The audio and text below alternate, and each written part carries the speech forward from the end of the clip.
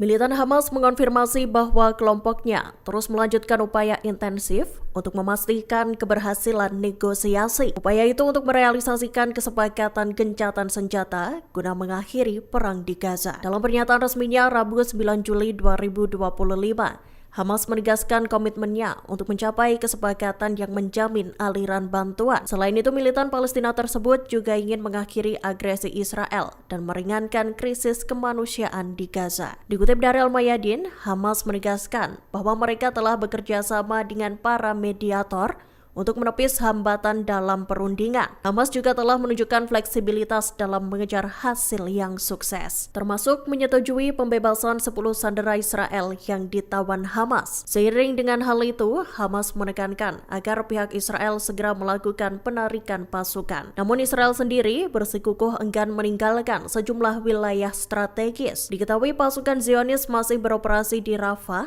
Khan Yunis Timur, Kota Gaza Timur, dan Tel Al-Zatar di bagian utara jalur Gaza.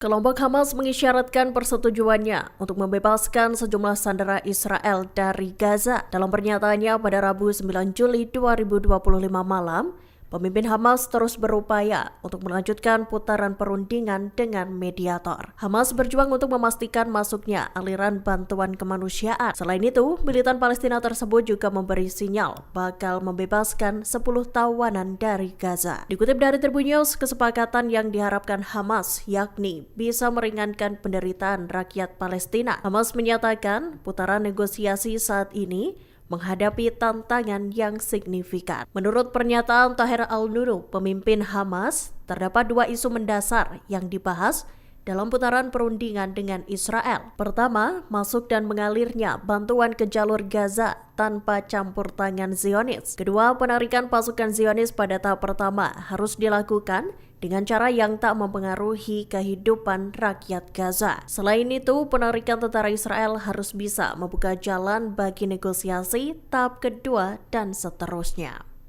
Jalan terjal kembali ditemui dalam upaya untuk merealisasikan gencatan senjata selama 60 hari antara Israel dan Hamas. Perdana Menteri Israel Benjamin Netanyahu bersikukuh enggan menarik pasukan militernya dari selatan jalur Gaza. Dikutip dari Tribun News, Kamis 10 Juli 2025, Netanyahu mengungkap ambisinya untuk tetap mempertahankan pasukan Zionis IDF di sejumlah area strategis. Diketahui area strategis itu disebut sebagai koridor moral. Menurut Netanyahu, koridor tersebut dinilai penting bagi strategi militer Israel karena menjadi jalur kendali utama untuk memungkinkan pemisah wilayah utara dan selatan Gaza. Koridor Morak juga dianggap penting sebagai jalur logistik militer. Dengan adanya koridor itu, pasukan Israel disebut lebih mudah melakukan operasi di wilayah utara Gaza. Menanggapi hal itu, Hamas menolak tegas syarat yang dibawa Israel ke meja negosiasi. Hamas menekankan bahwa Israel harus menarik seluruh pasukannya sebagai bagian dari kesepakatan gencatan senjata.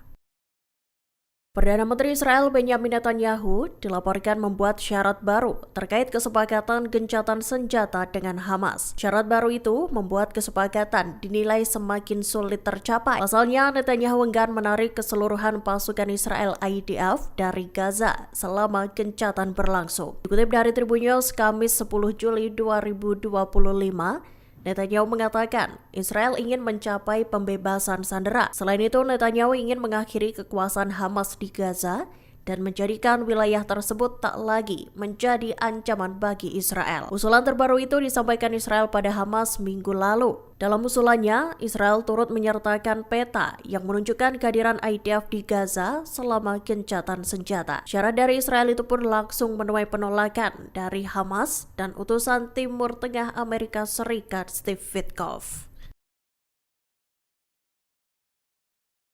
Amerika Serikat menjatuhkan sanksi terhadap Francesca Albanese, pelopor khusus PBB untuk wilayah Palestina. Sanksi untuk Albanese itu mencakup pembekuan aset di Amerika dan larangan masuk bagi dirinya serta anggota keluarga dekat. Dikutip dari Tribun News, Kamis 10 Juli 2025, sanksi itu dilayangkan Trump seusai Albanese melontarkan kritikan pedas terhadap kebijakan Israel di Gaza. Albanese juga mengkritik pemerintahan Trump, khususnya terkait rencana yang diumumkannya pada Februari untuk mengambil alih jalur Gaza. Kritikan itu dianggap Trump sebagai kampanye politik yang memicu kebencian terhadap Israel. Menurut Trump, sikap Albanese merujuk bias antisemit yang ekstrem yang dianggap sebagai serangan langsung terhadap kedaulatan dan keamanan nasional Amerika. Hal itulah yang kemudian mendorong Trump untuk menjatuhkan sanksi terhadap Albanese.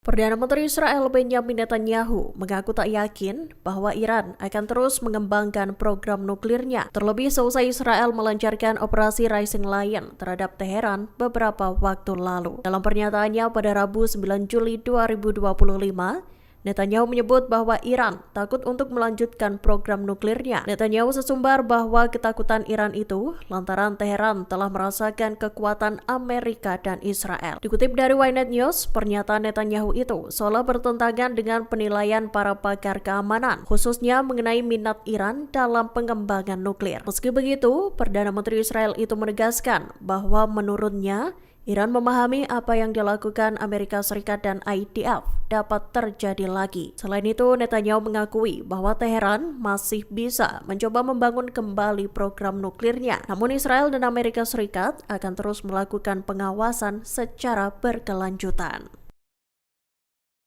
Houthi Yaman mengumumkan telah meluncurkan rudal balistiknya ke arah Bandara Lot atau Ben Gurion, Israel, bukan Palestine itu. Dalam serangan ini, Houthi melesatkan rudal balistik jenis Zulfiqar. Rudal ini diketahui memiliki hulu ledak lebih dari 500 kg. Serangan itu dikonfirmasi oleh juru bicara Houthi Brigadir Jenderal Yahya Saree pada Kamis 10 Juli 2025. Dikutip dari Tribun News, Saree menekankan bahwa operasi Houthi akan terus berlanjut selama pasukan Israel masih menyerang Gaza. Houthi menyatakan operasi tersebut berhasil mencapai tujuannya. Sirine peringatan serangan pun berbunyi kencang di lebih dari 300 kota. Hal itu pun mengakibatkan warga Israel berbondong-bondong pergi ke tempat penampungan. Serangan Houthi tersebut juga membuat lalu lintas udara di Bandara Ben Gurion ditangguhkan.